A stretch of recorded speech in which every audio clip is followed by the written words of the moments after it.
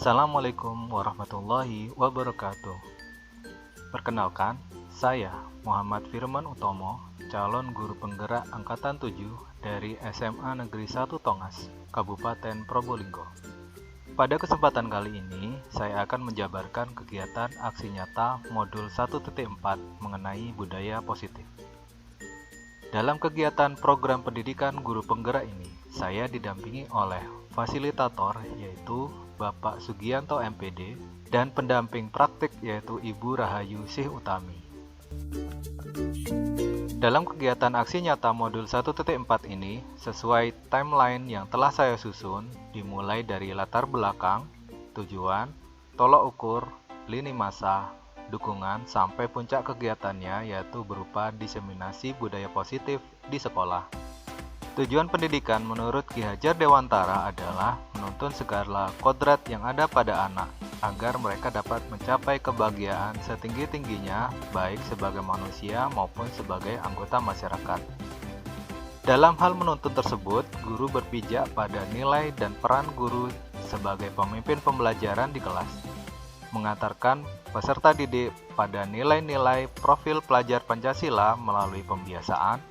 Hal ini dapat dilakukan melalui budaya positif di kelas dengan membimbing peserta didik menemukan serta menerapkan keyakinan kelas yang telah mereka sepakati sebagai wujud perubahan ke hal yang lebih baik untuk menjadi orang yang mereka inginkan dan menghargai diri sendiri dengan nilai-nilai yang mereka percaya. Ketika murid-murid kita memiliki motivasi tersebut, mereka telah memiliki motivasi intrinsik yang berdampak jangka panjang. Motivasi yang tidak akan terpengaruh pada adanya hukuman atau hadiah. Mereka akan tetap berperilaku baik dan berlandaskan nilai-nilai kebajikan karena mereka ingin menjadi orang yang menjunjung tinggi nilai-nilai yang telah mereka hargai atau mencapai suatu tujuan mulia. Oleh karena itu, perlu adanya pengimbasan kepada segenap warga sekolah akan pentingnya budaya positif di sekolah.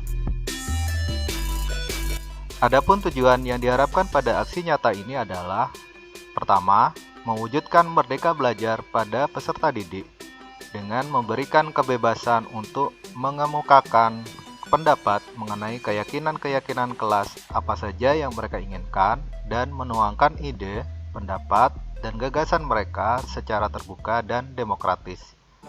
Kedua, mewujudkan disiplin positif peserta didik yang kemudian menjadi budaya positif di mana peserta didik menjalankan keyakinan kelas yang disepakati bersama dengan kesadaran diri dan tanpa tekanan.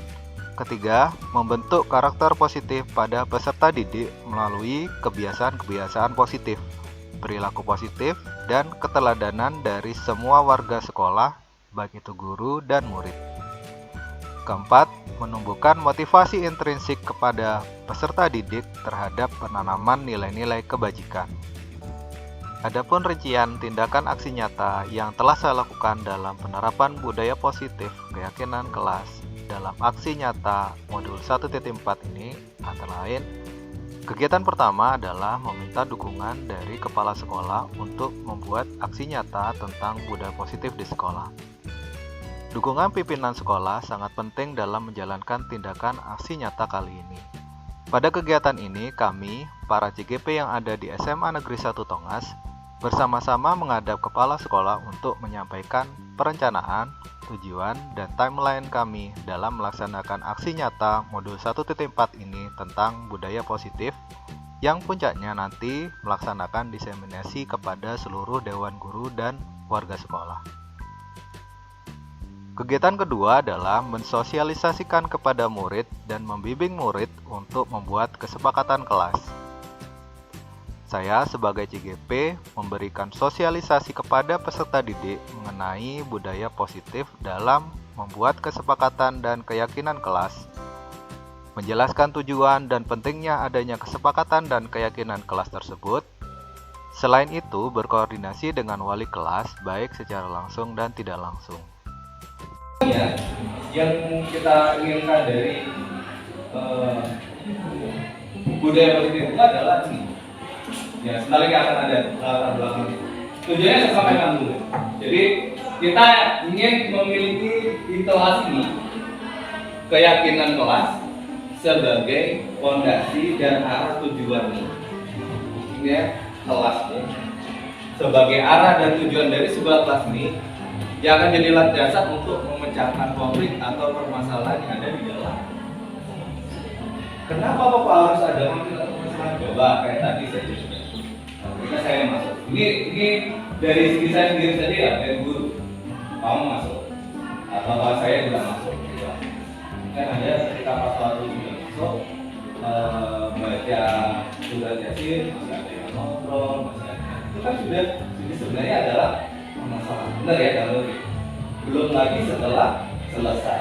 Atau pas ketika pelajaran, atau pas waktu istirahat, sampai mulai dari kamu masuk sekolah sampai pulang sekolah. Nah, apa kamu tidak pernah menemukan masalah pas tiap hari itu? Meskipun hanya sederhana, kelihatannya remeh, tapi itu membutuhkan penyelesaian. Inilah tujuan kita, tujuannya kelas 10 ini akan saya jadikan kelas modelnya. Harapannya adalah kelas 10 ini sebagai contoh untuk kelas yang lain. Berarti dia mau benar mau salah harus disampaikan. Dalam berpikir terbuka, saling menghormati. Artinya kalau temannya ngomong, jika ada satu yang bicara, berarti yang lainnya mendengarkan. Berpendapat setelah dipersilakan, gitu ya. Ya, kemudian berpartisipasi penuh, mengikuti pelajaran dengan gembira, serius tapi santai. Kemudian ya terusnya, kita coba. Saya sebagai CGP membantu peserta didik dalam menyusun kesepakatan dan keyakinan kelas yang kemudian dilakukan umpan balik dan refleksi akan kegiatan yang telah kami lakukan. Ini tadi yang menghendaki hadir tepat waktu atau kita usahakan hadir tepat waktu. Semangat atau tidak? Jangan diusahakan tepat waktu karena jangan lama kan. Kemudian yang kedua, ini tidak ramai, ingin pembelajaran diam, gitu ya. Iya. Istilahnya diam itu harus tertib lah, tidak ramai sendiri tadi. Kemudian di sini ada bilang belajar sambil bercanda atau bergurau, istilahnya serius tapi santai. Di sini ada yang beberapa yang menyebutkan seperti itu. Ya.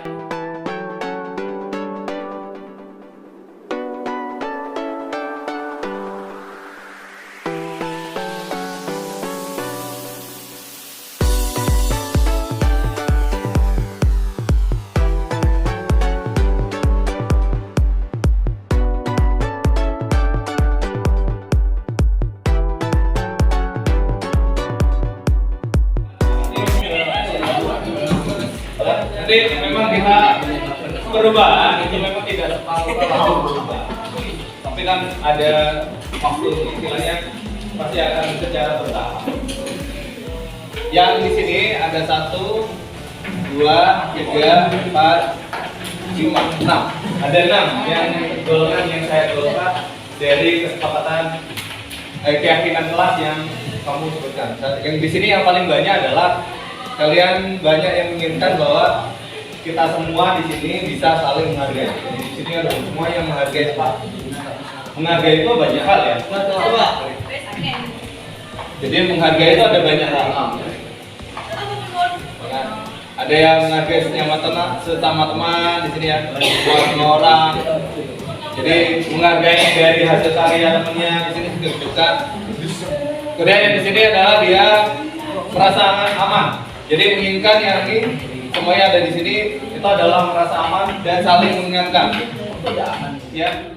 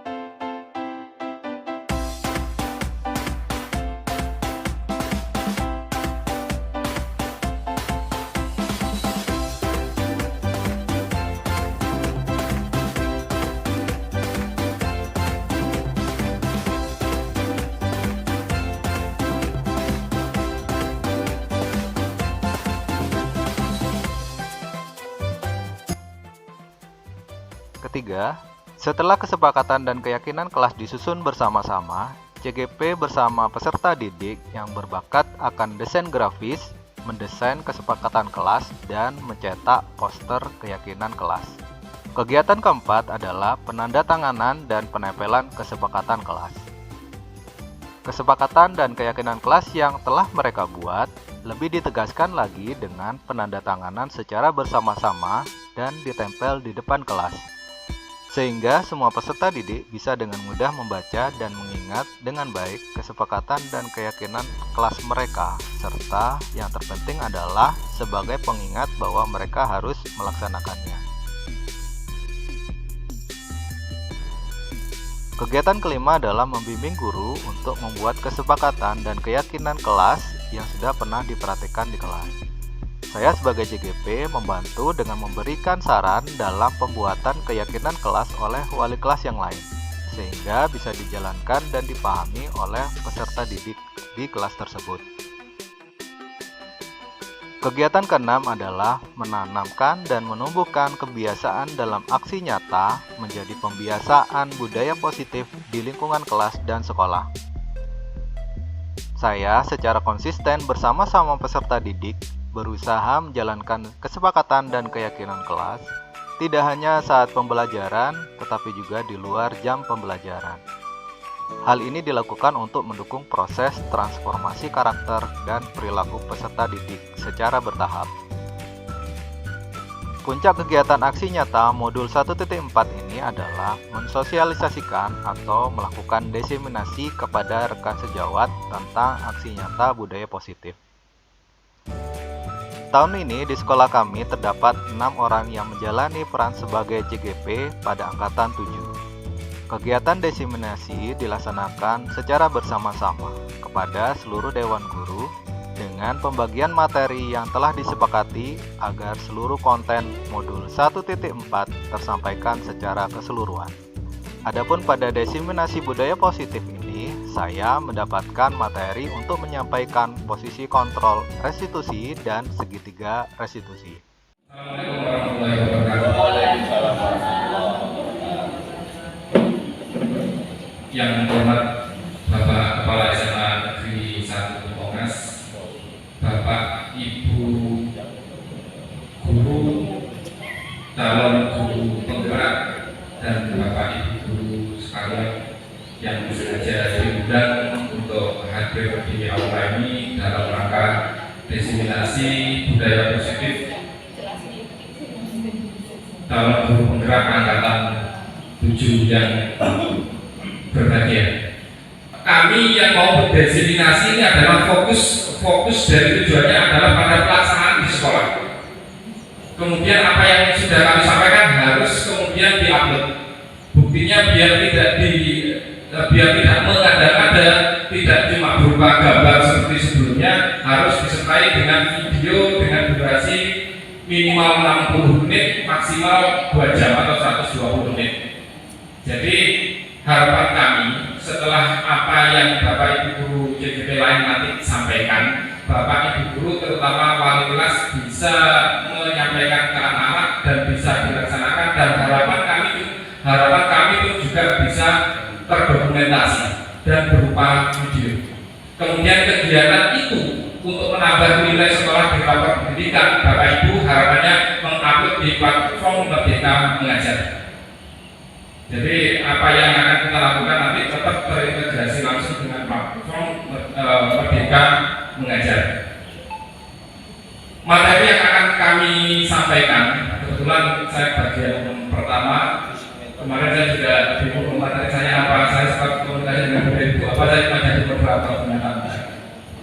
Ada 6 bagian nanti yang akan disampaikan secara bergantian oleh rekan-rekan CGP.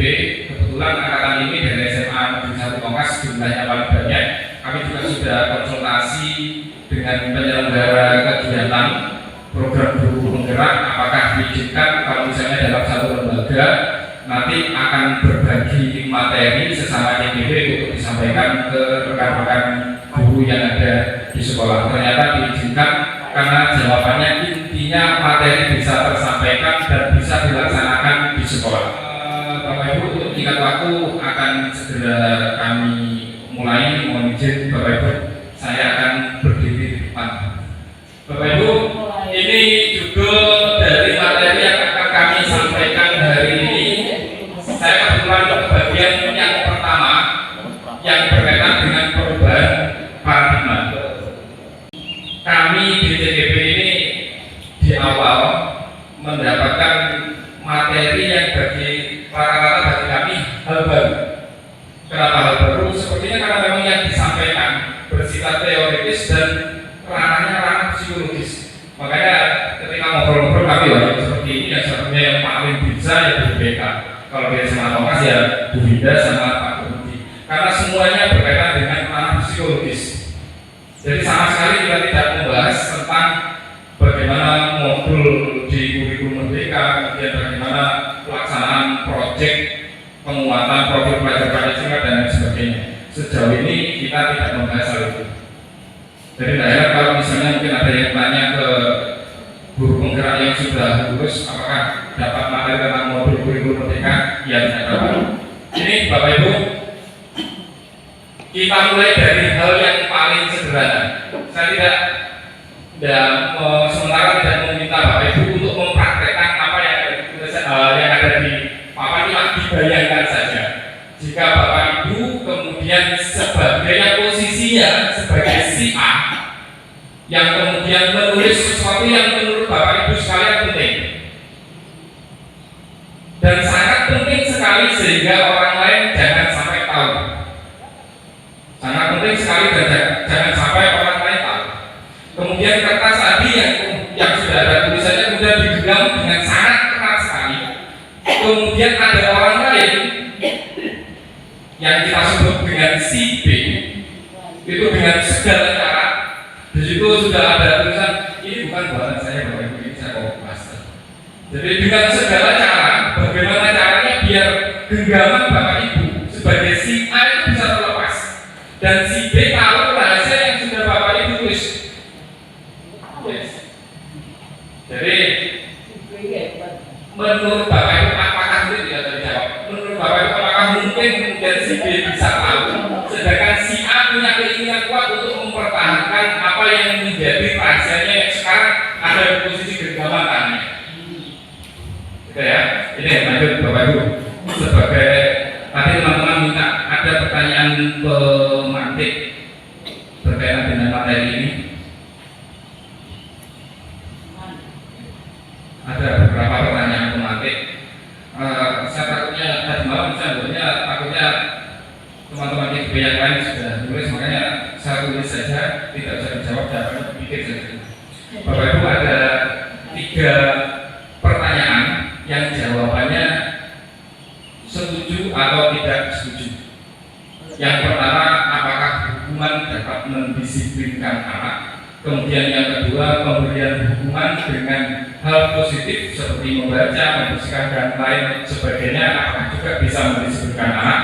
Kemudian yang ketiga, memberi penghargaan bisa meningkatkan motivasi anak. Ini ada 3 pertanyaan pemantik nanti yang akan jadi istilahnya pagar kita hari ini belajar budaya positif. Bapak Ibu pikirkan saja jawabannya, nanti setelah ini sesi berakhir jawabannya bisa disampaikan. Bapak Ibu, yang saya bahas adalah perubahan paradigma pendidikan. Kalau sebelumnya materi ini mungkin Bapak Ibu sudah pernah tahu. Ya, materi ini mungkin Bapak Ibu sudah pernah tahu. Kami menyampaikan ini bukan karena kami serba tahu, enggak. Kami menyampaikan karena mungkin kebetulan kami tahu 2. Kebetulan kami hanya sekedar mengingatkan, mungkin bisa jadi. Atau mungkin Bapak Ibu yang benar-benar tidak tahu, maka kami tahu duluan, punya kewajiban untuk menyampaikan. Dalam pendidikan ada 3 hal yang menjadi ranah penilaian. Saya yakin Bapak Ibu sudah tahu, makanya tadi saya yakin Bapak Ibu sudah tahu. Karena perubahan model kurikulum yang ada di kurikulum Merdeka sebenarnya implementasi K13 tapi sifatnya lebih mendetail dan lebih mendalam, kemudian dengan satu hal baru yang namanya proyek penguatan profil pelajar Pancasila. Yang pertama, Bapak Ibu, ada yang namanya kognitif yang kita nilai berarti ini berdasarkan kemampuan berpikir anak. Ketika K13 kita sudah melakukan penilaian di dasar nilai, di rapor ada yang namanya ranah penilaian kognitif. Kemudian yang kedua ada ranah penilaian afektif yang berupa sikap. Kemudian yang ketiga ada koratif, tingkah laku, ini berkaitan dengan keterampilan. Jadi ketika tadi disebutkan, saya yakin Bapak Ibu sudah tahu ya, memang ini sudah kita lakukan selama beberapa tahun terakhir. Ini mengawali dari materi yang harus saya sampaikan berkaitan dengan perubahan paradigma pendidikan. Nanti akan kita identifikasi sebenarnya apa yang berubah. Bapak Ibu, ketika kita mengikuti program guru penggerak, apa yang kita terima pertama adalah filosofi pendidikan menurut Ki Hajar Dewantara. Makanya apa yang kami peroleh sangat filosofis sekali. Materi yang kita terima materi tentang filsafat. Makanya awalnya sangat membingungkan.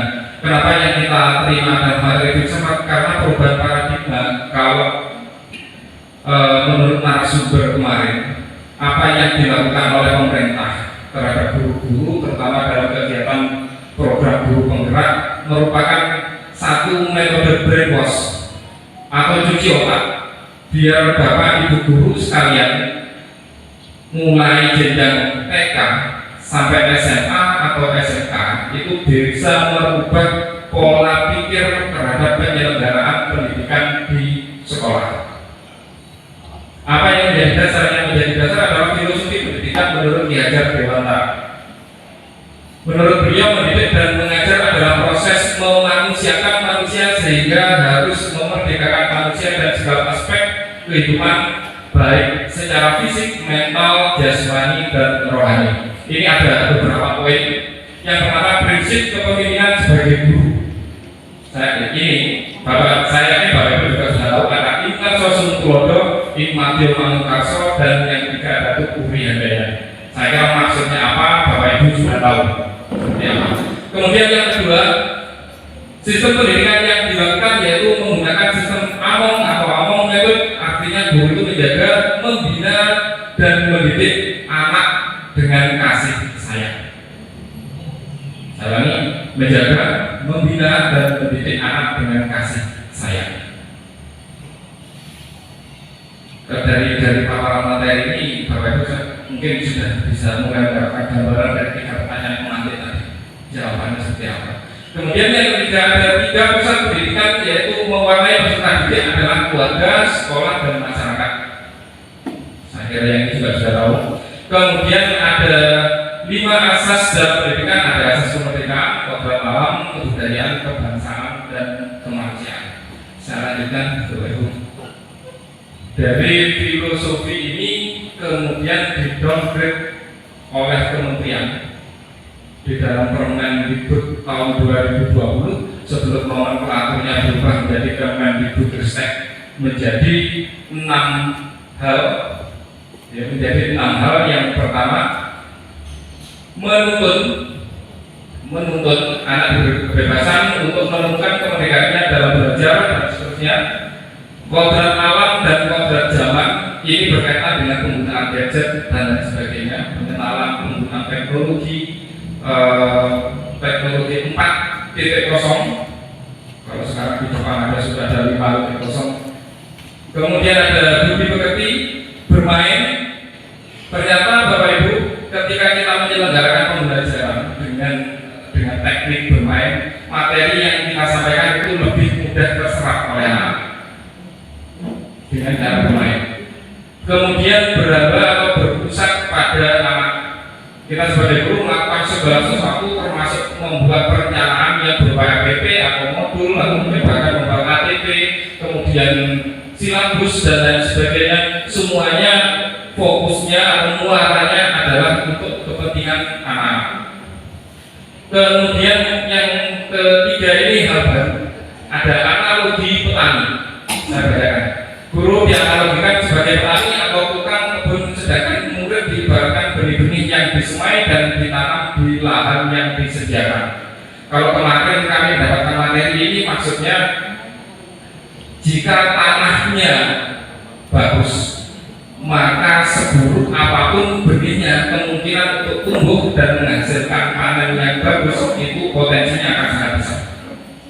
Jadi bagaimanapun input kita yang kita peroleh di SMA Negeri 1 Tongas, ketika kita memberikan pelayanan yang bagus, ketika kita memberikan pelayanan prima, good governance istilahnya, maka outputnya pun juga akan bagus. Itu maksudnya berbeda.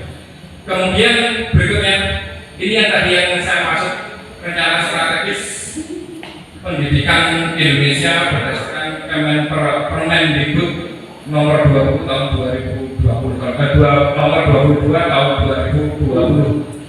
Ada profil pelajar Pancasila, saya yakin Bapak Ibu sudah tahu semua, jumlahnya ada 6. Ada 6 dimensi: beriman dan bertakwa, mandiri, bernalar, kritis, kebinekaan global, bergotong royong, dan kreatif. Dimensi ini yang kita masukkan dalam kegiatan B5, termasuk infra juga sebenarnya. Ini Bapak Ibu budaya positif. Saya ini mengawali dari semua materi nanti yang akan disampaikan oleh rekan-rekan calon guru penggerak yang lain. Untuk mencapai tujuan pendidikan tadi yang termaktub dalam rencana strategis dari Kementerian Pendidikan, diperlukan adanya suasana yang kondusif melalui pengembangan budaya positif di lingkungan sekolah. Ini salah satunya Bapak Ibu. Selain ada perubahan kurikulum, kemudian ada peningkatan, ada penguatan profil pelajar Pancasila melalui kegiatan P5.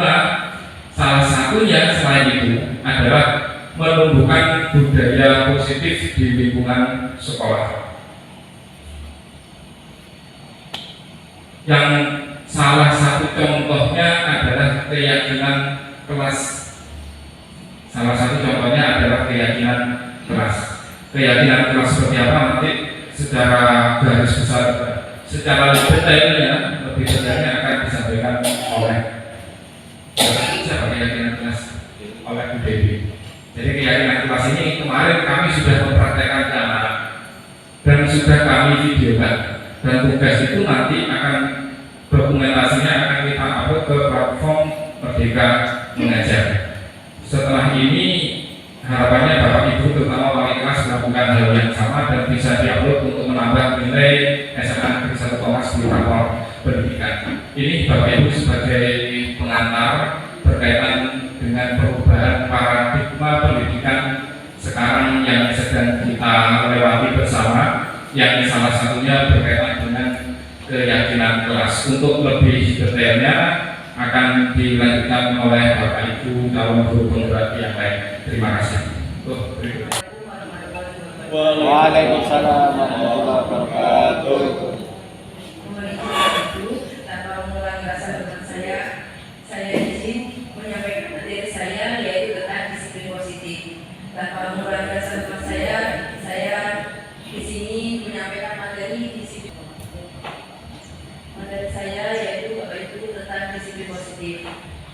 Disiplin positif di sini akan saya bahas definisi disiplin positif, tujuan disiplin positif, dan bagaimana penerapan disiplin positif di sekolah tercinta kita, yaitu SMA Negeri 1 Tongas.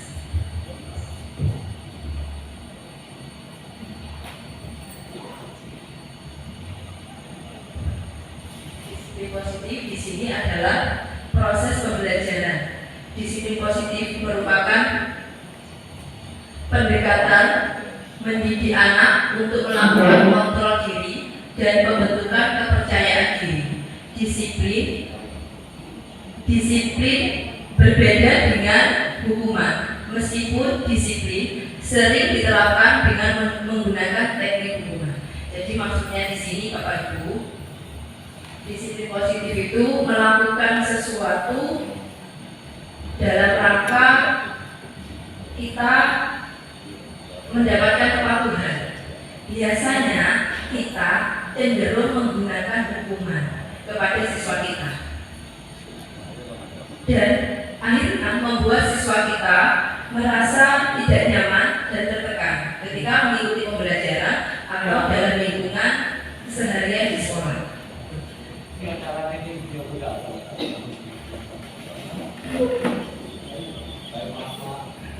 ada tujuan. Di sini ada tujuan disiplin positif. Tujuan disiplin positif adalah menanamkan motivasi pada siswa untuk menjadi orang yang mereka inginkan dan menghargai diri sendiri dengan nilai-nilai yang mereka percayai. Maksudnya di sini kita memberdayakan siswa supaya siswa dalam melakukan sesuatu tanpa paksaan, tanpa ancaman, dan tanpa hukuman. Itu baik ini. Faktor pendukung disiplin siswa. Di sini ada faktor internal dan faktor eksternal. Faktor internal biasanya sering disebut dengan motivasi intrinsik, sedangkan faktor eksternal sering juga disebut dengan motivasi ekstrinsik. Nah, faktor pendukung disiplin siswa.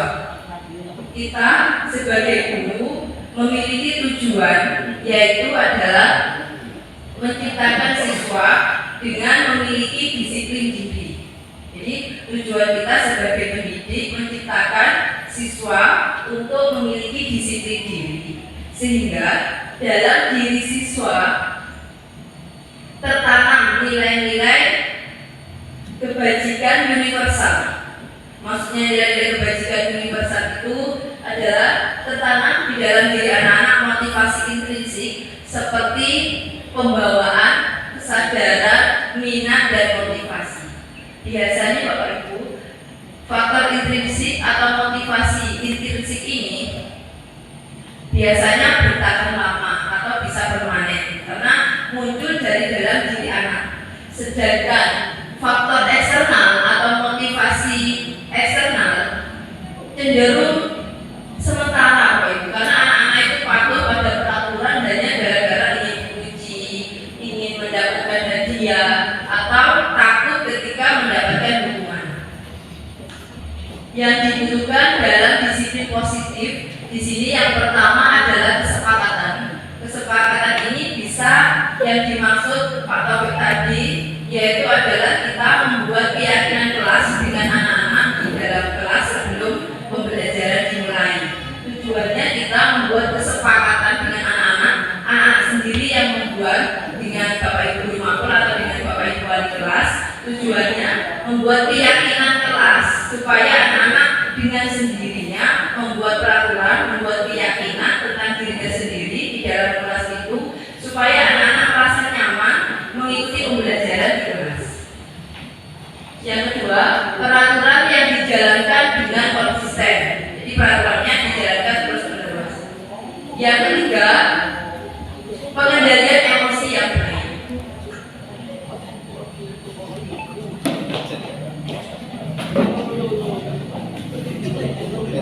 Bagaimana menerapkan disiplin positif di sekolah? Alhamdulillah Bapak Ibu, di sekolah kita ketika ini SMA dan Thomas, disiplin positif sudah diterapkan melalui adanya tata tertib sekolah.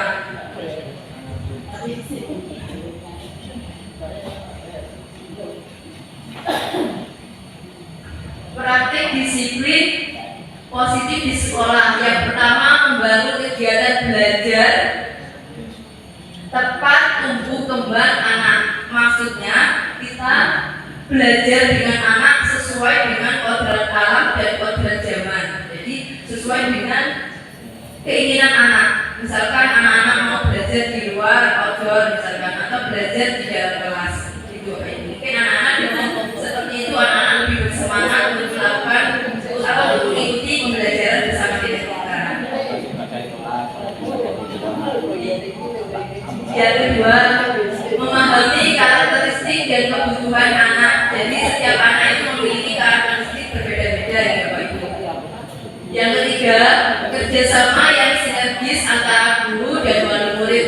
Ini sudah sekali kita lakukan yang difasilitasi oleh tim BK. Yang keempat, meningkatkan intensitas komunikasi kita dengan siswa. Jadi setiap kali siswa melakukan kesalahan, kita dikasih Bapak Ibu, sehingga mereka merasa nyaman untuk bercerita kepada kita dan menentukan solusinya sendiri. Yang kelima, membangun hubungan yang fleksibel dan dinamis dengan siswa. Jadi siswa itu suka dengan Bapak bapak ibu guru yang mau menerima dia, terus tidak kaku. Jadi ini narasumbernya terakhir ini. jadi siswa itu akan mengungkapkan apa yang menjadi keinginannya apabila bapak ibu guru menyediakan waktu untuk siswa tersebut. Jadi bapak ibu nanti disambung dengan bapak ibu di yang lain. Untuk kesimpulan dari bapak ibu, kita dalam menerapkan disiplin positif di sekolah tujuannya adalah supaya siswa mau melakukan sesuatu tanpa paksaan, tanpa hukuman, dan tanpa ancaman. Apa yang akan kami sampaikan kebetulan pada kesempatan kali ini saya mendapatkan bagian menyampaikan materi tentang motivasi perilaku manusia. Nah, sebelum saya menyampaikan materi saya, izinkan saya membacakan penggalan hadis Nabi Muhammad SAW yang diriwayatkan oleh Imam Muslim. Sebenarnya hadis ini sudah tidak asing bagi kita, yaitu inamal a'malu binniyat. Sesungguhnya apa yang kita lakukan itu tergantung dari niat kita masing-masing. Yang akan saya sampaikan menurut dengan dosen bahwa motivasi perilaku manusia itu ada tiga. Yang pertama yaitu orang melakukan sesuatu untuk menghindari ketidaknyamanan atau hukuman. Ketika seseorang berada pada posisi ini, dia akan memiliki pikiran apa yang akan terjadi apabila saya tidak melakukannya. Jadi dalam pikirannya seperti itu, apa ya, atau apa ya, seperti itu. Jadi orang yang berada seperti ini selalu merasa kecemasan dan ketakutan, takut ditegur, takut dimarahi, takut mendapatkan serat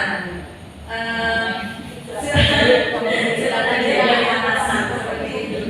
Nah, motivasi ini merupakan motivasi eksternal seperti apa yang disampaikan oleh pemerintah tadi. Jadi dia melakukan sesuatu karena takut sama orang lain, bukan berasal dari dirinya sendiri. Seperti itu. Jadi orang yang seperti ini tidak akan merasa tenang.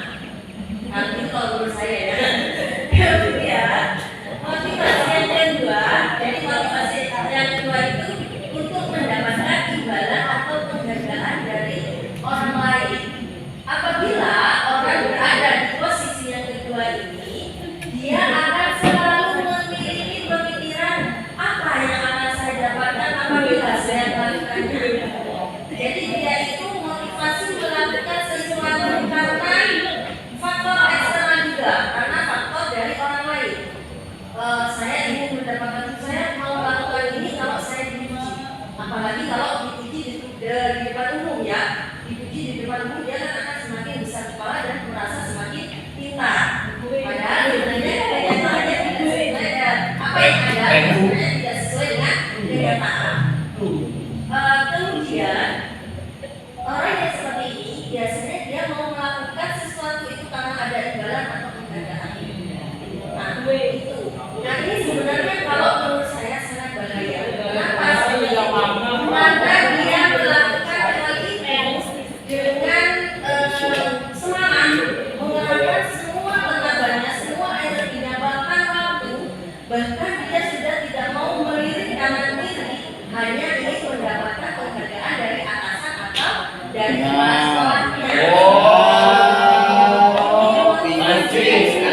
Tetapi bahayanya ketika seseorang yang memiliki motivasi yang kedua ini, dia keinginannya untuk mendapatkan penghargaan atau pujian dari atasan atau kepala sekolah tidak tersampaikan atau keinginannya tidak dia dapatkan, maka orang ini akan merasa sangat kecewa dan akan menjadi berkecil hati. Sehingga ketika ada kesempatan yang lain atau pada kesempatan yang lain, orang yang seperti ini dia tidak akan melakukan sesuatu lebih baik dari sebelumnya.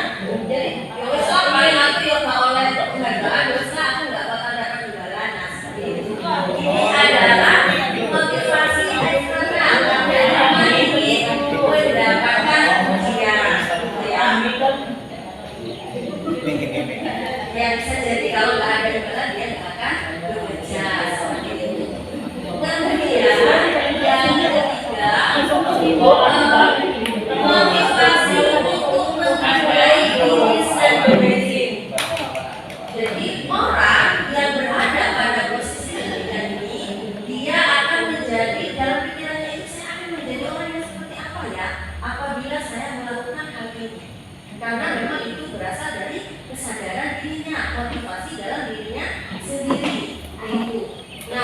orang yang berada pada posisi yang nomor 3 ini, dia akan pandai dalam mengatur waktu, dia akan pandai dalam membagi waktu yang dia miliki, dia gak akan membuang-buang kesempatan yang dimilikinya dengan percuma.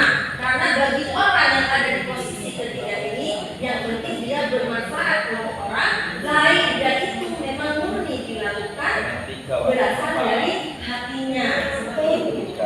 Kemudian orang yang berada di posisi yang ketiga ini, dia juga orang yang cakap memerintah dirinya sendiri.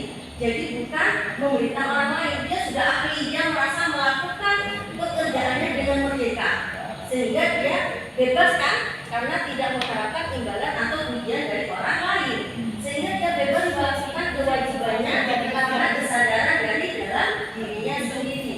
Ketika dia melakukan pekerjaannya, dia akan merasa enjoy, merasa santai, tidak merasa dikejar-kejar oleh orang lain, tidak terpengaruh oleh orang lain seperti itu.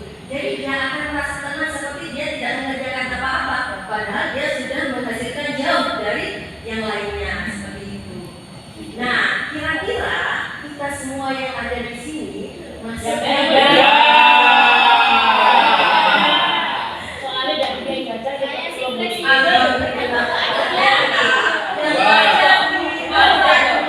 semua memiliki motivasi yang berbeda karena kesadaran diri sendiri. Jadi meskipun tanpa gue aja yang di sini.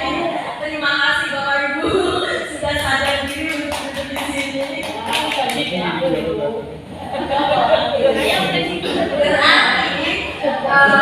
Berarti supaya ini kombinasi.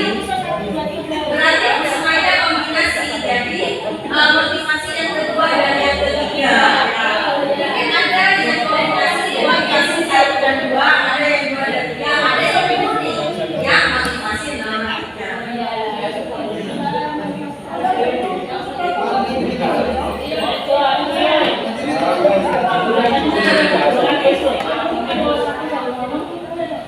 Sekarang ini polisi. konsekuensi dan penghargaan. Nah, ini mungkin nanti akan dijelaskan oleh teman-teman yang depan ya. Saya pilih penghargaan ya. Sekilas saja. Di sini kalau hukuman itu kan bersifat tiba-tiba ya. Tiba-tiba ada yang berkuasa, tiba-tiba saja marah. Dan itu biasanya orang-orang yang berkuasa dalam sini tidak dulu sebenarnya marah, yang dimana menjadi korban adalah siswanya. Karena itu bisa menimbulkan trauma yang berlebihan. Kalau menurut neuroscience, perkembangan otak anak yang sering dihukum itu malah neuronnya akan mengalami penurunan. Jadi, halo.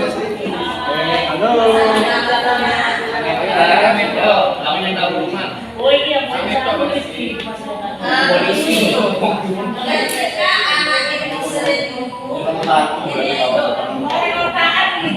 ini menurut neuroscience.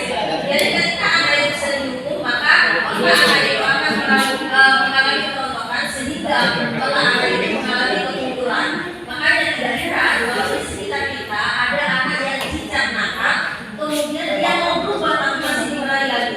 Pertemuan berikutnya dimarahi lagi, pertemuan berikutnya dimarahi lagi oleh guru yang sama, maka anak itu akan frustasi dan tidak ingin berubah. Meskipun saya berusaha untuk berubah, saya tidak akan dihargai oleh guru. Saya akan merasa seperti itu.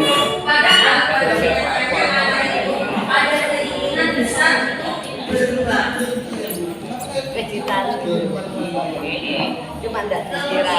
yang berhubungan dengan materi saya tadi ini penghargaan. Pada dasarnya penghargaan itu sama dengan hukuman. Jadi sama-sama membunuhnya. Kenapa saya mengatakan seperti itu? Karena sama-sama mengendalikan perilaku seseorang untuk menuruti apa yang kita inginkan. Jadi kalau seseorang itu, kalau keadaannya seperti ini, kalau kamu mau melakukan sesuatu yang saya inginkan, maka saya akan memberikan imbalan kepada kamu, gitu kan? Nah itu sama kan seperti orang anak yang dihukum. Ketika dihukum, anak itu akan menurut sama kita. Ketika kita memberikan penghargaan, anak itu juga akan menurut sama kita.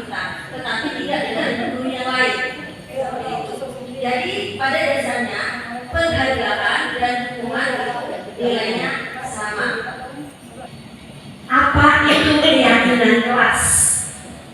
Ada yang tahu Bapak Ibu mungkin?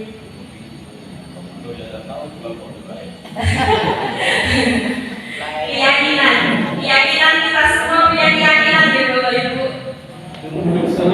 Ya semua punya keyakinan deh. Di sini keyakinan adalah sesuatu yang diyakini bersama yang berasal dari penyatuan pikiran untuk menjadi nilai-nilai kebaikan untuk diaplikasikan di kelas-kelas. Jadi sebenarnya keyakinan kelas ini sifatnya universal, sifatnya luas, bisa diaplikasikan dimanapun. Bukan hanya di kelas kita ketika kita mengajar, tapi ketika dalam situasi seperti ini pun kita juga bisa membuat keyakinan kelas. Jadi keyakinan kelas ini semacam kesepakatan yang kita buat sebelum kita melakukan suatu kegiatan atau suatu pembelajaran. Yang kedua di sini keyakinan kelas adalah salah satu disiplin positif yang bisa kita harapkan dalam membangun budaya positif di sekolah.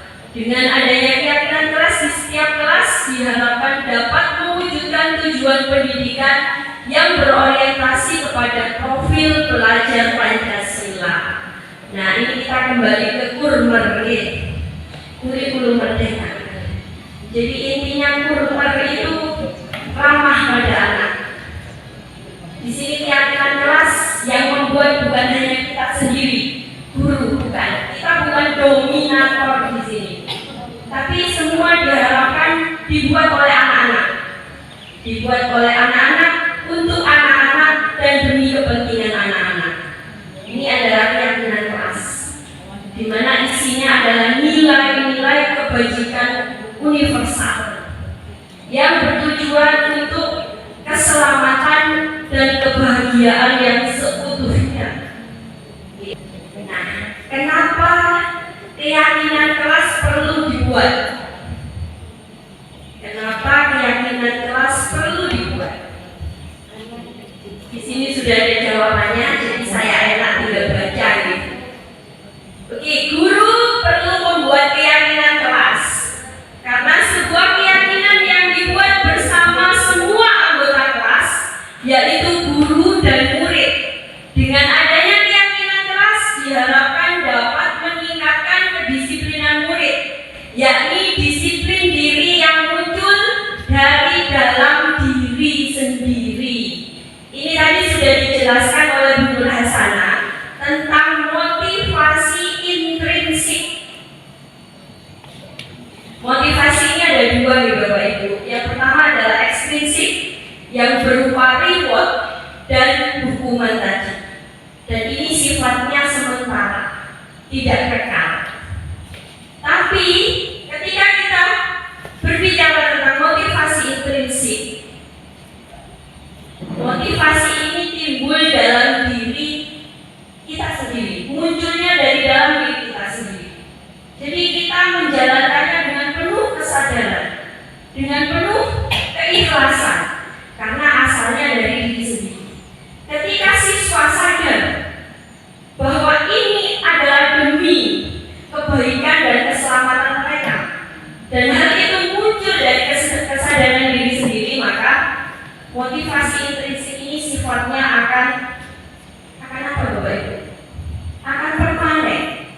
Menjadi apa? Menjadi karakter mereka. Di sini sangat diperlukan dalam pembentukan 5P, profil pelajar Pancasila. Kita berpindah. Nah, Bapak Ibu, di sini ada apa perbedaan keyakinan kelas dan peraturan kelas. Kita kan selama ini sudah mengenal peraturan, bahkan di sekolah kita sudah luar biasa. Ada tatip namanya, tata tertib sekolah, dan sudah dikawal oleh beberapa bapak ibu juga sebagai tim tatip yang tak kenal lelah, menjalankan tatip ini setiap hari, menjaga ketertiban sekolah anak-anak agar tetap kondusif dan aman sekolah kita. Tapi di sini ada perbedaannya. Apa itu keyakinan kelas dan apa itu peraturan kelas? Keyakinan kelas berbeda dengan peraturan kelas. Perbedaan di antara keduanya yaitu keyakinan kelas sifatnya lebih abstrak dibandingkan peraturan kelas. Abstrak di sini berarti tidak konkret, sedangkan peraturan ini sifatnya konkret. Ini perbedaannya. Kenapa konkret dan tidak konkret? Kalau peraturan kelas tertulis, disepakati bersama, dijalankan, dan ada tingkatnya. Kalau keyakinan kelas kenapa abstrak?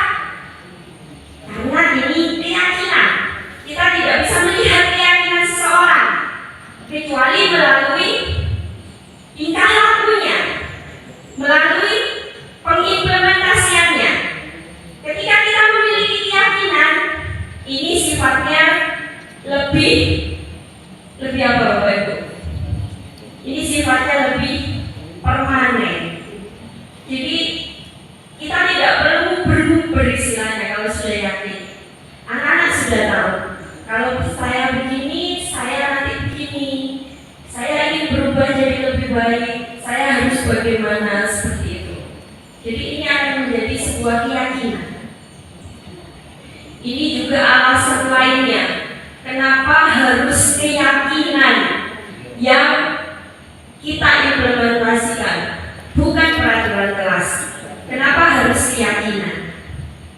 Ini ada di tingkatan yang selanjutnya lagi. Kenapa harus keyakinan? Kenapa dengan peraturan saja apakah tidak cukup? Kenapa harus keyakinan? Di sini ada jawabannya.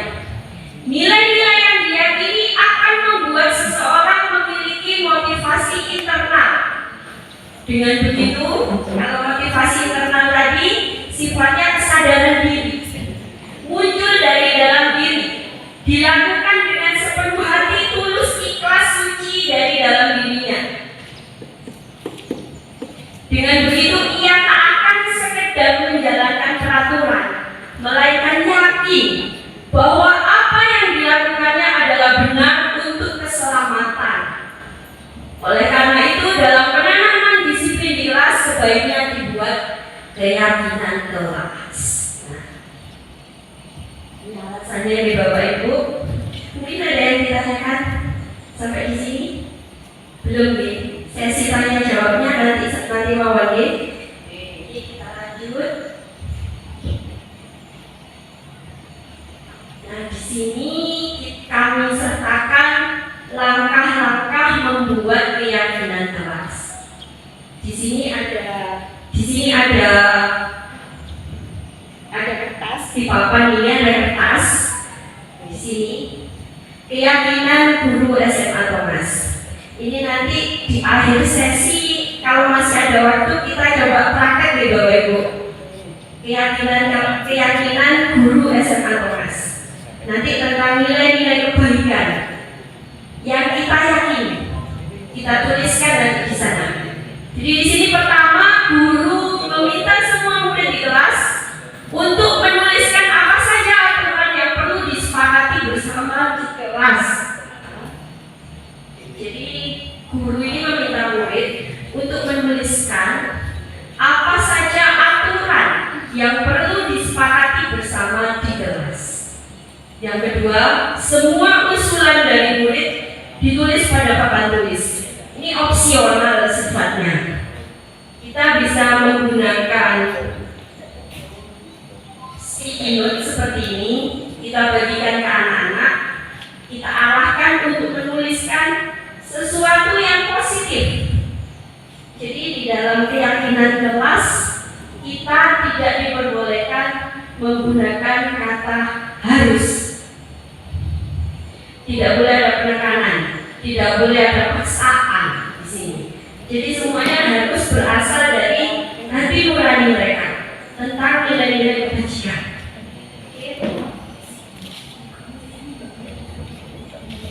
Nah, yang ketiga, kalimat-kalimat yang sudah disepakati menjadi keyakinan kelas diubah menjadi kalimat positif. Jadi kita ubah lagi nanti setelah ditempel, terus kita pilih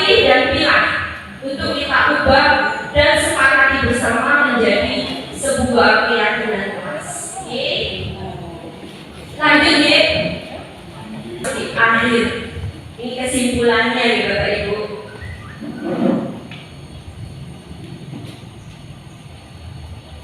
Kenapa kita perlu keyakinan dalam melaksanakan suatu program, suatu kegiatan, merencanakan langkah? Kenapa kita butuh keyakinan? Karena tanpa keyakinan semuanya tidak akan terlaksana, Bapak Ibu. Jadi kita perlu keyakinan sebagai di sini adalah dengan adanya keyakinan kita bisa bekerja dengan lebih baik karena tujuan kita jelas. Kita yakin dengan tujuan kita. Kita bisa lebih tenang dan menguasai diri menghadapi masalah-masalah yang muncul dalam penyelesaian satu tugas. Kita tahu dan sadar sepenuhnya bahwa masalah itu pasti ada. Benar ini Bapak Ibu ya, dalam setiap tujuan pasti ada masalah. Tapi kalau kita mempunyai keyakinan, kita sudah yakin, kita mantap, pasti bisa melaksanakan.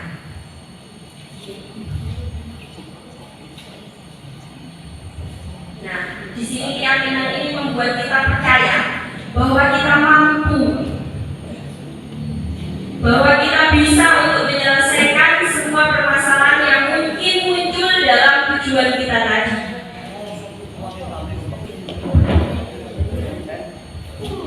Nah, kita sudah sampai di kesimpulan karena dengan keyakinan kita bisa percaya bahwa kita mampu dan tujuan kita akan segera bisa terlaksana dengan penuh ketenangan dan keyakinan, dan kita akan selamat mencapai tujuan itu dengan sukses.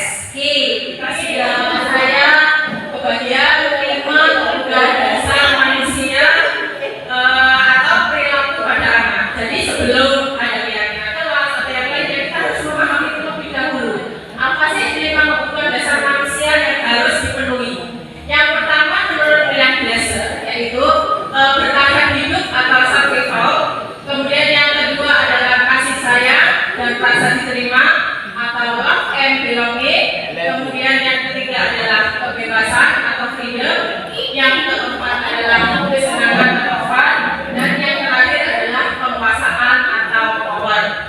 Nah, ini dari semuanya ini kita harus tahu dulu kenapa anak-anak itu bisa melakukan, misalnya melakukan pelanggaran atau tidak sesuai dengan norma atau kebajikan seperti yang kita inginkan. Berarti ada salah satu dari 5 kebutuhan dasar manusia itu biasanya tidak terpenuhi. Salah satunya Bapak Ibu sekarang mungkin ada yang belum sarapan. Jelas ya. Berarti itu adalah salah satu yang nomor 1 untuk bertahan hidup. Kalau lapar emosi.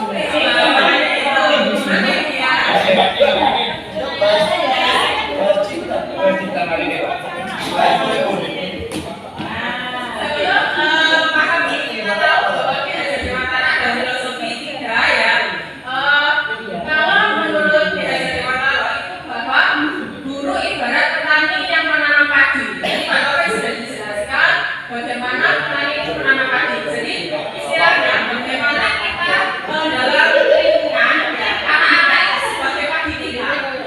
Berarti tugas kita adalah untuk menuntun, kemudian sebagai menanam bisa sebagai fasilitator agar anak-anak itu tumbuh dengan baik. Misalnya diibaratkan anak-anak itu sebagai petani. Petani itu berarti apa tugasnya?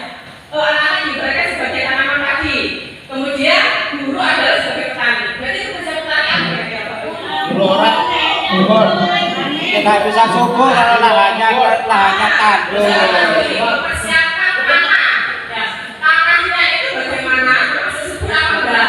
Kemudian selain itu pupuk. Berhati-hati menggunakan pupuk. Kemudian Saya kembali. berarti cahayanya lebih mana biar tanaman itu bisa tumbuh dengan baik. Jadi kita harus tahu karakter masing-masing anak. Makanya dalam pembelajaran kurikulum TK itu kan ada pembelajaran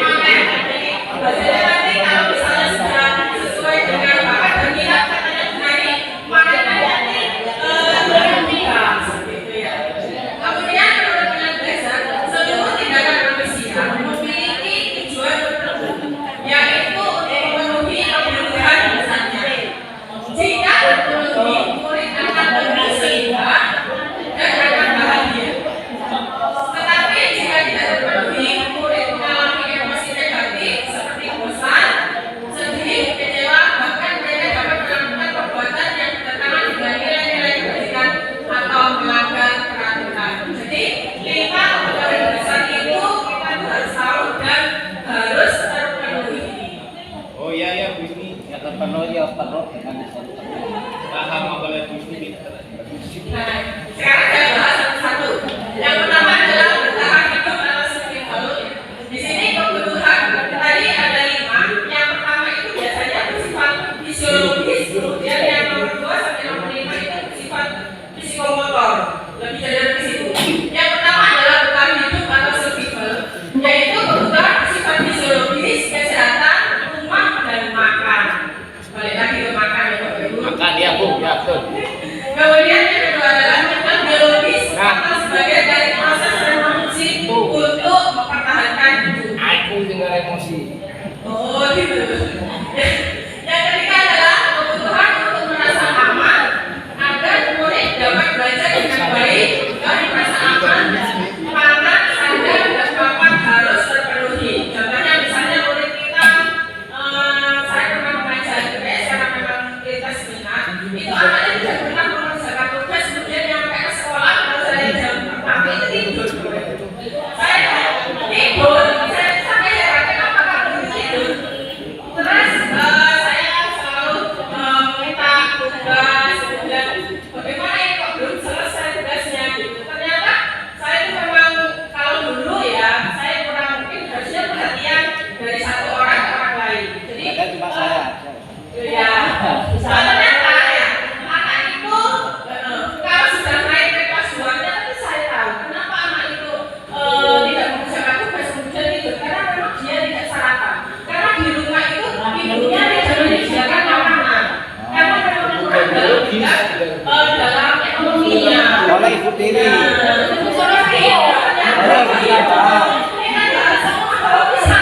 Satu murid juga murid yang lain ternyata. Jangan berani. Dua contohnya. Kemudian ada juga saya masih ingat kelas IPS itu tidak pernah mengerjakan tugas. Mengerjakan tugas kemudian selalu datang terlambat. Ya. Kenapa? Ternyata dia itu mencari apa itu kalau mencari pemimpin pada malam harinya.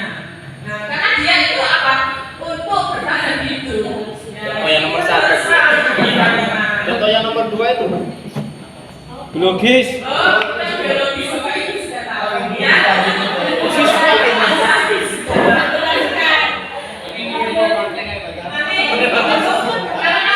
ini dari Bapak Ibu pengen pulang. Kenapa?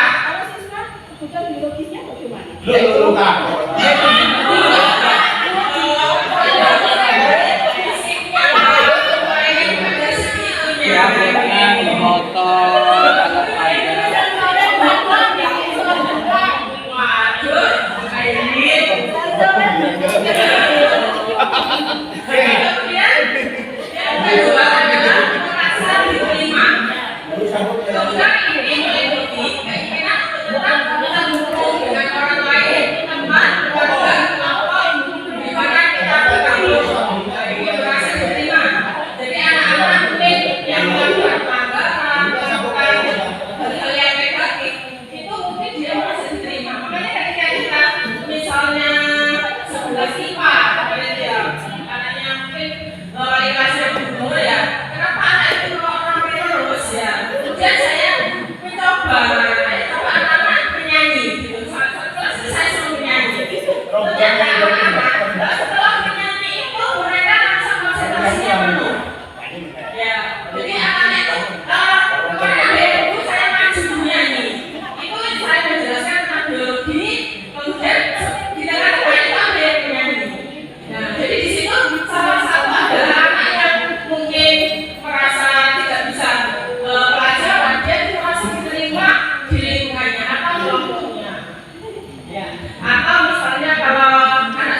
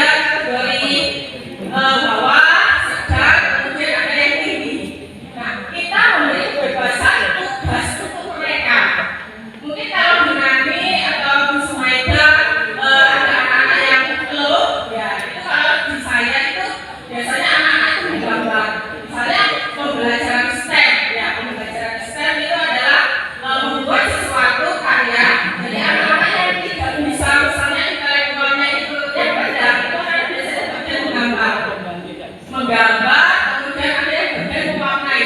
Ya. Setelah itu anak-anak itu merakit. Kalau merakit itu biasanya anak-anak yang sedang. Kemudian yang bagian intelijensia ini atau anak-anak yang pintar itu biasanya bagian presentasi. Nah, seperti itu pembelajaran budaya kerja. Jadi kita mereka bisa memilih kamu membuat apa saja. Kalau misalnya olahraga gampangannya misalnya ini ya, saya menerapkan di kelas 11 IPA 4 ada yang budaya ini karena memang di situ aktif ya. Saya memberi tugas anak-anak silakan buat struktur sel. Tetapi juga begitu, anak-anak itu ternyata pemikirannya itu jauh, sesuai dengan di luar ekspektasi saya. Ternyata mereka itu membuat sel itu dari awal bola.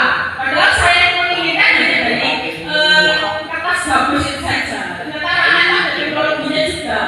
Menambahi ada mungkin ada itu apa lampunya seperti itu. Ya, jadi diberi kebebasan dalam memilih tugasnya.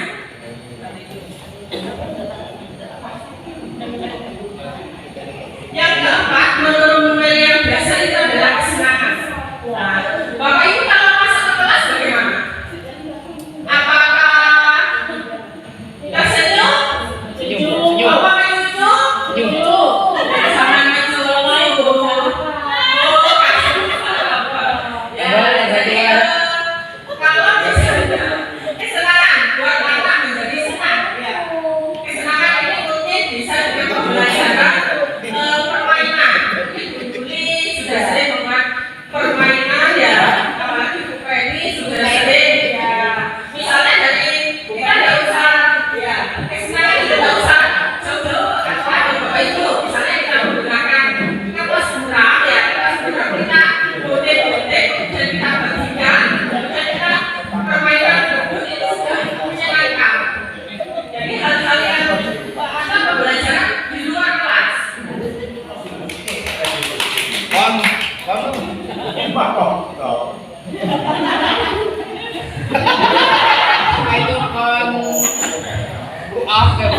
Baik, terima kasih atas waktunya. Kami lanjutkan. Assalamualaikum warahmatullahi wabarakatuh.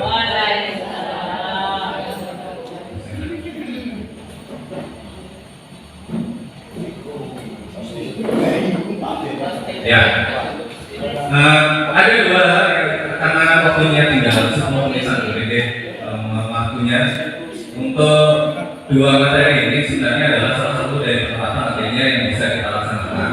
Sebenarnya kita sudah melaksanakan di kelas dan kemarin juga ketika praktek di 1.4 juga itu ada salah satu tugasnya adalah mencoba untuk melatih tentang kemampuan penanganan masalah siswa. Nah, cuman tadi yang sudah sampaikan mulai dari latar belakangnya, kemudian keyakinan kelas, sebenarnya itu adalah salah satu modal ketika kita memberikan penanganan masalah pada siswa. Nah, cuma kita juga harus memahami ada dua hal, yaitu kalau tadi ada hukuman, ada konsekuensi, dan ada satu opsi lagi Bapak Ibu, yaitu tentang restitusi. Tadi sudah sedikit disinggung, mungkin ada beberapa yang mungkin saya akan jelaskan. Nah, yang saya akan jelaskan hari ini itu adalah sebenarnya ini sudah kita laksanakan ya secara sadar atau tidak sadar, yaitu 5 posisi kontrol, ya. Jadi bukan selalu ya Pak ya. 5 posisi kontrol ketika kita melaksanakan ya penanganan problem. Sebenarnya tadi disampaikan oleh Pak Taufik, kalau saya ini sebenarnya sifatnya adalah secara psikologis, ya sebenarnya kemampuan ini sudah dimiliki salah satunya adalah dari guru BK. Ya. Cuman kita sebagai guru kan juga harus memberikan pelayanan pada siswa itu, jadi kita juga harus memahami. Sebenarnya ini sudah paham ya Bapak Ibu, cuma kita sharing saja sedikit. Jadi problem yang dihadapi oleh siswa sebenarnya itu sebenarnya sudah kita laksanakan, yaitu perlu penanganan yang tepat. Nah, salah satunya opsi yang kemarin yang kita pelajari itu adalah restitusi. Jadi akhirnya ada sedikit restitusi. Salah satu yang kita coba praktekkan. Apa yang restitusi itu? Jadi sebenarnya yang kita sudah tahu bahwa setiap permasalahan siswa itu pasti dilatar belakangi sesuatu. Dan Bapak Ibu juga ketika mendalami dari pemasaran siswa, penanganan dari siswa juga pasti ya sudah salah satu poinnya adalah tentang latar belakang yang dilakukan mereka. Maka bisa dijelaskan oleh Bu Isni bahwa mereka melakukan dapur salah satunya adalah untuk memenuhi kebutuhan dasar dari mereka. Dari salah satu dari 5. Karena 5 ini kalau ada satu timpang, maka pasti akan muncul permasalahan. Oke. Nah, restitusi ini sebenarnya adalah sebuah pilihan Bapak Ibu. Jadi anak sederhananya ini karena waktunya tidak terlalu banyak. Restitusi itu adalah penanganan yang merupakan pilihan. Jadi anak diajak secara mandiri mencari solusi. Jadi tadi sudah dijelaskan juga oleh Bu Melinda bahwa kita harus berupaya mulai sekarang menumbuhkan motivasi intrinsik dari siswa. Itu intinya. Nah, apa 5 posisi kontrol itu? Ini baru. Saya yakin Bapak Ibu juga pasti akan merasakan. Yang pertama adalah pemberi hukuman. Jelas ya. Kemudian ada pemberi rasa bersalah, teman, pemantau, dan posisi yang paling ideal sebenarnya adalah sebagai manajer. Perbedaannya ada di mana? Perbedaannya itu sebenarnya akan membentuk dari posisi siswa nanti di mana, gitu ya. Nah, kita secara tidak sadar sebenarnya sudah melaksanakan itu. Karena kita sudah keseharian, jadi Bapak Ibu sudah pengalaman bertahun-tahun. Nah, posisi dari penghukum, pembuat orang merasa bersalah, sebenarnya artinya akan hasil akhirnya akan membuat sebenarnya individu dari anak itu sebagai mereka menganggap mereka adalah orang yang gagal. Gitu ya. Contohnya adalah kita sering kalau membuat penghukum itu biasa marah, menghardik, kemudian kasar, sehingga hasilnya adalah mereka malah tidak lebih baik, maka mereka akan memberontak. Biasanya seperti itu.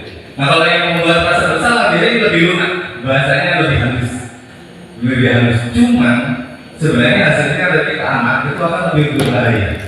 Kalau yang memberi hukuman kan biasanya kan anak agresif, jadi mereka melakukan amarahnya, kesel, sebel dan lainnya. Tapi kalau membuat rasa bersalah, mereka merasa gagal. Selama hidupnya mereka akan merasa gagal. Salah satunya misalkan seharusnya kamu kayak gini, ibu merasa kecewa, ya saya merasa kecewa terhadap kamu. Sebenarnya itu kan akan membuat rasa bersalah pada anak. Dan ini hasilnya nantinya bagi siswa akan mengulangi kesalahannya dan juga akan merasa rendah. Nah, posisi yang juga paling kita suka biasanya itu adalah posisi teman. Posisi teman. Jadi anak akhirnya tergantung pada kita. Jadi kalau mereka ada masalah pasti larinya ke kita. Hingga akhirnya kita mau tidak mau akhirnya membuat sesuatu mungkin alibi ataupun alasan akhirnya dalam tanda kutip membantu siswa itu untuk mengatasi masalah. Sehingga mereka akan merasa ketergantungan, lemah, tidak mandiri. Kemudian yang terganggu tadi ya. Nah, kemudian kalau yang pemantau, nah ini sebenarnya adalah identitas berhasil seperti teman menghasilkan identitas berhasil. Teman mereka akan terganggu. Kenapa? Karena faktor kontrol dari luar. Kalau pemantau menghitung dan mengukur, saya yakin kalau pemantau itu kan mereka mengawasi apa peraturannya, menyesuaikan diri, sehingga hasilnya mereka adalah menitik beratkan pada sanksi atau hadiah untuk dirinya. Biasanya itu yang diharapkan oleh siswa. Sehingga tadi dia dijelaskan bahkan penghargaan pun bisa membunuh identitas dari siswa itu sendiri. Tidak hanya siswa ya kalau penghargaan itu, tapi teman di sekitarnya kalau dia mendapat hadiah, teman dapat hadiah, akhirnya temannya juga mendapatkan motivasi yang mungkin negatif juga. Misalkan mereka merasa iri, dengki dan lain-lain. Itu salah satu penghargaan ternyata ada sisi gelapnya juga. Kemudian yang terakhir yang saya sebutkan tadi adalah posisi idealnya adalah manajer. Nah ini yang agak susah. Pak, maka tidak boleh menghukum. Kalau kemarin jawaban dari fasilitator kami, kalau sesuai dengan kondisinya, tapi kita mulai berubah untuk bertahap demi tahap sampai dengan posisi pemantau. Contoh kayak gini mungkin Bapak Ibu bisa berikan pendapat bagi saya. Dari kata-kata ini saja. Manajer tadi yang menghasilkan individu yang mandiri, jadi yang mereka memberikan, dia memiliki motivasi intrinsik itu berubah lebih baik. Sedangkan saya kecewa dengan kira-kira itu pasti sesuatu apa? Merasa bersalah. Kemudian kalau kamu tidak pernah benar melakukannya, biasanya apa? Oh, benar. Kalau ayo kita lakukan berarti bapak itu. Oh, mendapatkan stiker berita hari ini penghargaan berarti. Kemudian kalau yang bagaimana kamu bisa menyelesaikan masalah? Manajer ya. Kamu selalu yang paling terakhir biasanya. Iya kan? Coba kita cek dulu. Yang pertama pembuatan masa bersalah. Ya, kurang jelas ya dengan kata-katanya. Ada kata kunci yang di sana yang menunjukkan kita ada pada posisi yang mana. Nah, kita di CGP diajarkan harapannya kita adalah nantinya ketika mengatasi permasalahan siswa itu adalah kita dalam posisi manajer. Cuma memang kita tahap demi tahap akan menuju situ, karena memang tidak mudah sekali dan posisi ini sebenarnya adalah saling berkaitan. Jadi kita bisa berubah dari yang teman, biasanya adalah posisi teman, pemantau sampai dengan manajer biasanya. Jadi yang harus kita hindari itu adalah memberi rasa bersalah dan menghukum, itu dari awal tadi.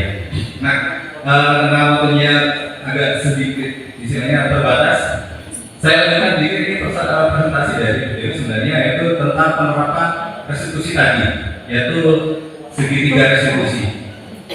Jadi sebenarnya ada tiga sisi, namanya segitiga berarti ada tiga sisi baru. Jadi ada bagian yang validasi, meyakinkan sampai dengan nantinya terakhir adalah bagaimana mereka mendapatkan solusinya. Jadi ciri-cirinya dari restitusi seperti tadi bukan untuk menebus kesalahan. Jadi biasanya kan kalau anak itu kan saya minta maaf, tapi lama-lama dia terus lagi berbuat. Kenapa? Karena mereka tidak punya motivasi terus itu berubah dari ini. Makanya awalnya kita harus membuat keyakinan kelas terlebih dahulu. Sehingga dari keyakinan kelas itu berubah nantinya menjadi keyakinan sekolah. Sehingga harapan yang kemarin itu ada pemikiran bahwa sebenarnya SOP tadi kita sudah sangat bagus. Cuma mungkin ada beberapa yang dialih bahasakan menjadi keyakinan sekolah. Sehingga di antara salah satu dan yang lain itu akan sama. Saya tadi langsung aja. Jadi tadi bukan untuk menebus kesalahan, memperbaiki hubungan, kemudian mengharapkan anak mendapatkan solusi secara mandiri, dan juga yang penting adalah mereka bisa kembali ke lingkungan mereka, ke komunitas mereka dengan karakter yang lebih baik. Itu yang sebenarnya yang penting. Ini dari sisi yang pertama adalah menstabilkan identitas, kemudian ada validasi dan menanyakan keyakinan. Sebenarnya segitiga restitusi ini Bapak Ibu terutama yang aktif sudah sangat sering melaksanakan. Benar ini? Jadi menanyakan dan menstabilkan identitas. Contohnya misalkan tidak apa-apa melakukan kesalahan. Sebenarnya semua orang pernah melakukan kesalahan, misalkan seperti itu ya. Tapi apa yang harus kamu lakukan selanjutnya? Nah itu sebenarnya masuk ke dalam bagian yang selanjutnya. Jadi validasi dikatakan apa kesalahanmu, apa yang kamu melanggar, nilai keyakinan apa yang kamu melanggar gitu. Dan sebagainya. Ini ada yang terakhir itu ada contohnya yang sudah dilaksanakan oleh Bu Dewi. Dan yang terakhir adalah menaikkan keyakinan tadi ya. Nah ini yang Bapak Ibu segitiga restitusi, harapannya kita mulai untuk menerapkan yang segitiga ini. Tujuannya adalah untuk mengajak siswa secara solusi sudah tadi ya, secara mandiri memperoleh solusi untuk masalahnya mereka sendiri. Nanti kita mungkin bisa sharing dari materi kita ini, terutama pada bagian restitusi. Jadi restitusi itu merupakan pilihan, jadi kita tidak memaksa, tidak ada paksaan, tidak ada ancaman, misalnya. Jadi mereka harapannya adalah bisa berubah secara intensif. Nah ini contoh dari yang kemarin sudah dilaksanakan oleh Ibu Dewi. Semuanya sudah dilaksanakan Bapak Ibu. Cuma contohnya di sini adalah yang dilaksanakan oleh Ibu Dewi. Jadi kalau seandainya ada siswa melakukan kesalahan atau mendapatkan problema, kita melaksanakannya penanganannya itu dengan menggunakan cara segitiga restitusi. Jadi ada teks di sini kebetulan Bu Dewi menyatakan ada skenario-nya. Jadi ini adalah bagian yang pertama, jadi sisi yang pertama. Ya tadi menstabilkan kondisi, menstabilkan keadaannya. Jadi bagaimana kesalahan itu dia lakukan, latar belakangnya apa, memvalidasi dari kesalahannya sampai dengan yang terakhir adalah keyakinan apa yang dia. Kebetulan yang saya lakukan di sekolah SMA itu adalah saya mengambil sampel kelasnya Pak Salam. Jadi di kelasnya Pak Salam, saya masuk di sana kebetulan karena dia kita buat kesepakatan kelas, kemudian kita buat keyakinan kelas secara bersama-sama sampai dengan tugas gurunya apa, tugas siswa apa, dan dari sana ternyata banyak sekali masukan-masukan dari siswa hal-hal yang mungkin mereka undang tentang kita. Jadi siswa sebenarnya sudah menilai kita sendiri, jadi kita dinilai sebagai guru, sebagai individu, sebagai mungkin mereka apakah ada hal yang mereka yakini ya, tentang guru, ternyata semuanya keluar ketika kita membuat keyakinan. Nah, harapannya itu kita Bapak Ibu CGP yang ada di sini ingin istilahnya mengibaskan, jadi kita sharing aja. Harapannya mudah-mudahan semua kelas, wali kelas terutama dan semua guru itu bisa melaksanakan perubahan paradigma yang tadi sudah dijelaskan oleh Pak Taufik. Itu bagus. Nanti akan lebih jelasnya kalau seandainya kita sudah praktek di kelas masing-masing, jadi langsung masuk. Nanti akan Bapak Ibu bisa lihat ada beberapa kelas yang kita sudah melaksanakan dari itu secara nyata. Misalkan 10B atau saya 10C, kemudian beliau yang lainnya di kelasnya masing-masing. Jadi Bapak Ibu bisa melihat kalau seandainya memang tertarik dan ingin melaksanakan, mari kita belajar bersama-sama. Secara bertahap perubahan itu mudah-mudahan bisa membantu SMA Thomas bisa lebih baik ya. Jadi istilahnya kita tidak melulu soal AT saja setiap tahun, tapi kita mudah-mudahan bisa bergerak lebih baik sehingga anak itu tidak selalu ada stigma bahwa siswa SMA Thomas itu ada nilai-nilai yang buruk. Itu aja. Itu aja Bapak Ibu yang bisa sampaikan. Terima kasih. Assalamualaikum warahmatullahi wabarakatuh. Bapak Ibu, ini sesi terakhir karena yang dari KPK sudah hadir. Bapak Ibu itu setelah berdiri dan berdasarkan dibagi stick note, silakan diisi tentang keyakinan kita sebagai guru SMA Negeri 1 Thomas. Kalau kemarin anak-anak menggunakan kata positif, tidak boleh menggunakan kata tidak, dan jangan sampai menggunakan kata jangan. Jadi kalau misalnya tidak boleh terlambat, maka diganti dengan kata disiplin dan lain sebagainya. Seperti itu, silakan ditulis satu saja, setelah itu ditempel di kertas manila warna biru yang sudah ada di depan. Terima kasih.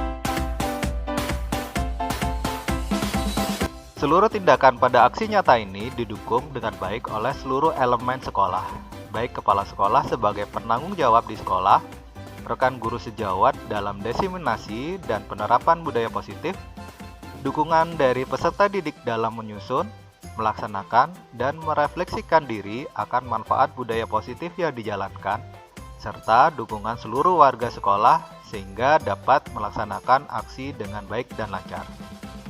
Adapun tindak lanjut setelah diseminasi dilaksanakan yaitu yang pertama, tetap melaksanakan monitoring terhadap penerapan budaya positif di kelas. Penerapan budaya positif pasti memerlukan waktu dan tahapan, sehingga agar prosesnya berjalan dengan baik, perlu pengawasan dari seluruh pihak yang terlibat. Kedua, membantu guru atau wali kelas dalam membuat dan melaksanakan keyakinan kelas. Ketiga, melakukan evaluasi terhadap pelaksanaan budaya positif sehingga mengetahui perubahan dan perkembangan yang terjadi setelah diterapkannya budaya positif. Yang terakhir adalah melaksanakan refleksi bersama akan pelaksanaan budaya positif baik dengan siswa maupun dengan rekan sejawat. Berikut adalah testimoni dari rekan guru. Assalamualaikum warahmatullahi wabarakatuh. Perkenalkan, nama saya Pratiwi. Di sini saya sebagai guru di SKM 1 Kongan. Setelah mengikuti kegiatan diskriminasi calon guru penggerak angkatan 7 yang dilaksanakan pada hari Jumat kemarin, di sini saya merasa terimbas untuk menerapkan budaya positif di lingkungan sekolah SKM 1 Kongan. Selain itu, di sini saya ikut tergerak dan termotivasi untuk mengikuti program calon guru penggerak selanjutnya. Terima kasih, sukses selalu untuk teman-teman calon guru penggerak angkatan 7. Assalamualaikum warahmatullahi wabarakatuh. Berikut adalah testimoni dari peserta didik. Assalamualaikum warahmatullahi wabarakatuh. Saya Naura, saya Jessica, saya Rika Saskita. Kami dari kelas 10C ingin menyampaikan testimoni mengenai kegiatan penerapan budaya positif di sekolah, terutama di kelas kami. Setelah kami bersama-sama menyusun kesepakatan kelas dan keyakinan kelas, kami merasa senang dengan perubahan yang terjadi di sekitar kelas kami. Kami merasa kelas lebih konduktif, lebih tertib, aman, dan nyaman. Pembelajaran lebih menyenangkan dan lebih termotivasi menjadi lebih baik lagi. Semoga bisa terus diterapkan tidak hanya di kelas, tetapi menjadi keyakinan sekolah karena budaya positif sangat penting dan menyediakan lingkungan yang mendukung kami di sekolah. Sekian, terima kasih. Wassalamualaikum warahmatullahi wabarakatuh. Dari aksi nyata ini, poin penting yang diperoleh adalah: yang pertama, guru sangat berperan untuk membantu mengembangkan nilai-nilai positif yang dimiliki oleh peserta didik. Untuk mengembangkan nilai-nilai positif pada peserta didik, sekolah dapat menerapkan budaya positif yang mampu menggali, memunculkan, dan mengembangkan nilai-nilai positif yang dimiliki oleh peserta didik semaksimal mungkin. Kedua, mengembangkan budaya positif di sekolah haruslah dilakukan dengan penuh kesungguhan. Dengan hal yang terlihat sederhana, namun terkadang sulit dilakukan, dan hal ini harus terus dilakukan secara kontinu, dan guru sebagai contoh harus mampu menjadi teladan bagi murid-muridnya. Ketiga, diseminasi budaya positif ini pun dilakukan terhadap warga sekolah sebagai pendukung terciptanya budaya positif di sekolah. Keempat, budaya positif mampu menciptakan kolaborasi antar warga sekolah, juga orang tua murid, dan jika terlaksana dengan baik akan memunculkan serta mengembangkan nilai-nilai positif yang dimiliki peserta didik, dan akan menciptakan pribadi-pribadi yang berkualitas dan berkarakter baik sesuai dengan profil pelajar Pancasila. Demikian aksi nyata budaya positif yang saya lakukan, semoga bisa memberikan inspirasi dan menambah wawasan akan budaya positif. Terima kasih, guru penggerak, tergerak, bergerak, dan menggerakkan. Wassalamualaikum warahmatullahi wabarakatuh.